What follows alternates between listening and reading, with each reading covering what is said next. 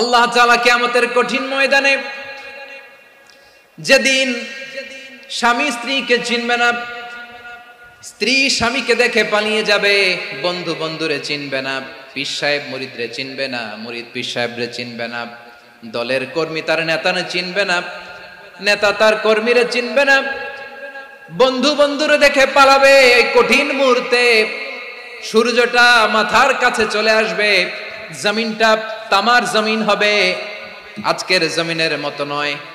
মানুষ ঘর্মাক্ত, ক্লান্ত, শ্রান্ত মাথার মগজগুলো কানের ছিদ্র আর নাকের ছিদ্র দিয়ে বেয়ে বেয়ে পড়বে।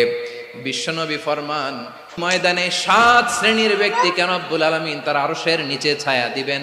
তার মধ্যে প্রথম শ্রেণীর ব্যক্তি হলো ইমামুন আদিল। ইমামুন আদিল, ন্যায়পরায়ণ শাসক,